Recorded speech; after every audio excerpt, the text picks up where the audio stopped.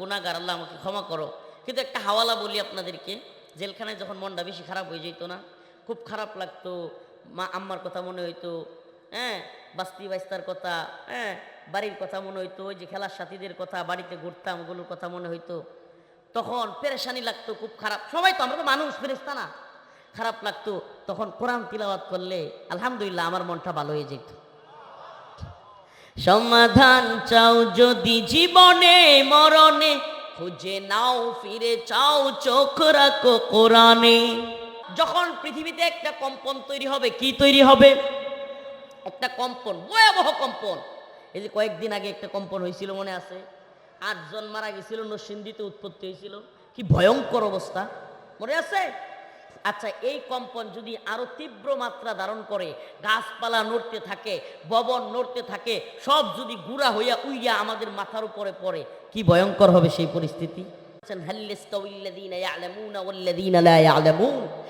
আপনি বলেন, কুল হাল ইয়াস্তাউইল্লাযীনা ইয়ালামুন ওয়াল্লাযীনা লা ইয়ালামুন, যারা জানে এবং যারা জানে না তারা কি সমান হতে পারে?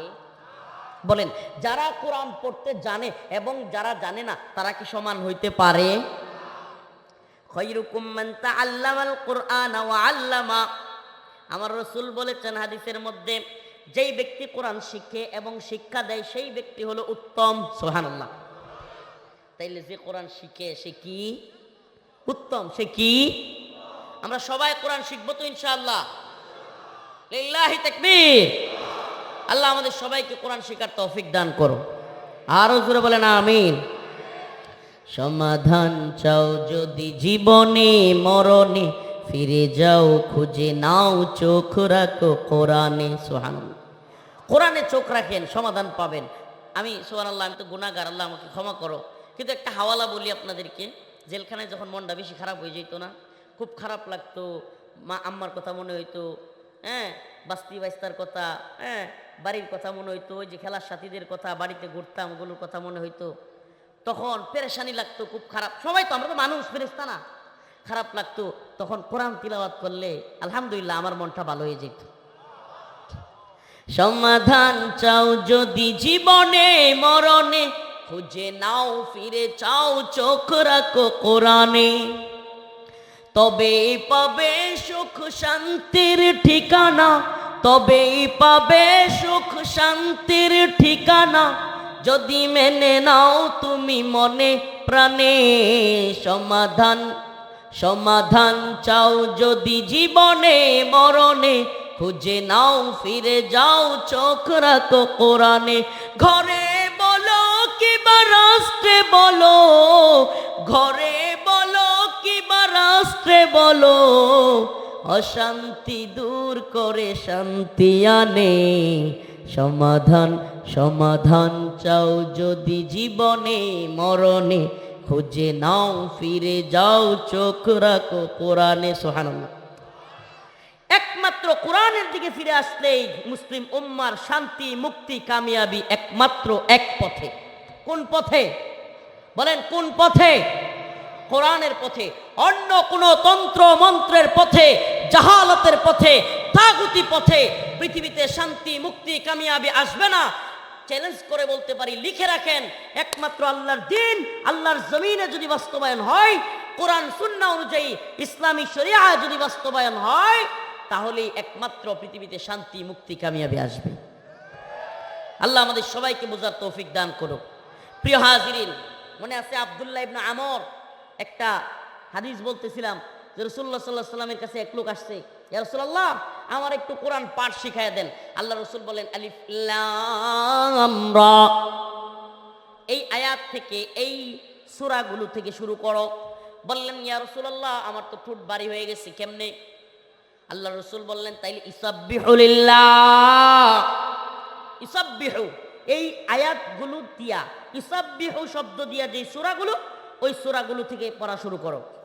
আবার সাহাবী বললেন ইয়া রাসূলুল্লাহ কেমনে? আমার তো জিহ্বা ভারী হয়ে গেছে, ঠোঁট ভারী হয়ে গেছে, আমাকে একটু ছোট্ট সূরাগুলো দেখায়া দেন। আল্লাহ রাসূল সাল্লাল্লাহু আলাইহি সাল্লাম বললেন ইযা যুলজিলাতিল আরদু জিলজালাহা ওয়া আখরাজাতিল আরদু আথকালাহা। আল্লাহ রাসূল বললেন তাইলে ইযা জুলজিলাতিল আরদু জিলজালাহা সূরাতুল জিলজাল থেকে তিলাওয়াত শুরু করো। সুবহানাল্লাহ। তখন ওই সাহাবী বলল, ইয়া রাসূলুল্লাহ, আমি এই সূরা মৃত্যুর আগ পর্যন্ত তিলাওয়াত করব। সুবহানাল্লাহ। যখন সেই সাহাবী চলে গেলেন, আল্লাহ রাসূল বললেন, হে আমার সাহাবারা, যদি সে সত্যি মৃত্যুর আগ পর্যন্ত এই সূরাতুল জিলজাল তিলাওয়াত করে, বিশ্বাস করো এই লোক সফল হয়ে গেছে।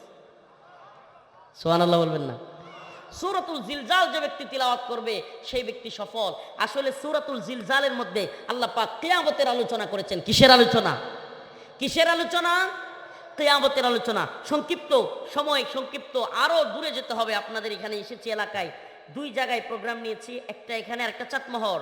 দীর্ঘ পথ পাড়ি দিয়ে আসি তো, শুধু এক জায়গার জন্য আসলে আরেকটা এলাকার হক নষ্ট হয়। আসি 1 বছর 2 বছর 5 বছর 7 বছরে, এই জন্য 2টা প্রোগ্রাম দিয়েছি, ওখানে চলে যাব। অল্প সময়ের মধ্যে আমি এই সূরার আলোচনাটা আপনাদের দিকে নিয়ে যাব ইনশাআল্লাহ। আল্লাহ রাব্বুল আলামিন বলেন, ইযা জুলজিলাতিল আরদু জিলজালাহা, যখন পৃথিবীতে একটা কম্পন তৈরি হবে। কি তৈরি হবে? একটা কম্পন, ভয়াবহ কম্পন। এই যে কয়েকদিন আগে একটা কম্পন হয়েছিল, মনে আছে? 8 জন মারা গেছিল, নরসিংদীতে উৎপত্তি হয়েছিল। কি ভয়ঙ্কর অবস্থা, মনে আছে? আচ্ছা, এই কম্পন যদি আরো তীব্র মাত্রা ধারণ করে, গাছপালা নড়তে থাকে, ভবন নড়তে থাকে, সব যদি গুঁড়া হইয়া উইয়া আমাদের মাথার উপরে পড়ে, কি ভয়ঙ্কর হবে সেই পরিস্থিতি। ইযা জুলজিলাতিল আরদু জিলজালাহা ওয়া আখরাজাতিল আরদু আথকালাহা। আল্লাহ রাব্বুল আলামিন বলেন, ওই কম্পনের পরে জমিন থেকে সমস্ত কিছু বের হয়ে যাবে। স্বর্ণ গহনা বের হয়ে যাবে, রূপার গহনা বের হয়ে যাবে, যত টাকা পয়সা ধন সম্পদ সব কিছু বের হয়ে উড়তে থাকবে আসমানের মধ্যে। এইভাবে খোলা আকাশের মধ্যে উড়তে থাকবে। খুনি খুনি বলবে, খুনি উসমান হাদি ভাই, তার খুনি ফয়সাল, দাউদ ফয়সাল বলবে, আই হাই, এ আওয়ামী লীগ আর ভারতের টাকার কারণে উসমান হাদিরে মারছিলাম, অথচ আজকে এই ধন সম্পদ সব উড়তেছে। সুবহানাল্লাহ। খুনিরা হা করে তাকায়া দেখবে, ওয়া আখরাজাতিল আরদু আথকালাহা ওয়া ক্বালাল ইনসান মা লাহা। মানুষজন তাকায়া তাকায়া বলবে, আই হাই, এই ধন সম্পদগুলোর কি হয়ে গেল, এই টাকা পয়সাগুলোর কি হয়ে গেল। চোর বলবে, আই হাই, এই টাকা চুরি করবার জন্য আমার হাত কাটা হয়েছিল, এই টাকা চুরি করবার জন্য আমার শাস্তি দেওয়া হয়েছিল, আর আজকে এই টাকা ধন সম্পদ সোনা গহনা সব উড়তাছে। চোর হতাশ হয়ে যাবে। যেই ব্যক্তি আত্মীয়তার সম্পর্ক ছিন্ন করেছে, টাকা পয়সার জন্য, ধন সম্পদের জন্য বোরের অধিকার দেয় নাই, ফুফুদের অধিকার দেয় নাই, সেই লোকগুলো আফসোস করতে থাকবে, আয় হায় কি হয়ে গেল, আমরা কেন এগুলো করেছিলাম। হতাশ হয়ে যাবে। সম্পদ তুলা আছে না, তুলা, তুলা, এই তুলা যেভাবে উঠতে থাকে, স্বর্ণ রূপা টাকা পয়সা সব কিছু উঠতে থাকবে, মানুষজন তাকায় থাকবে। ও আখরাজাতিল আরদু আথকালাহা ওয়া ক্বালাল ইনসান মা লাহা। মানুষজন তাকায় তাকায় বলবে, আয় হায়, এগুলার কি হয়ে গেল।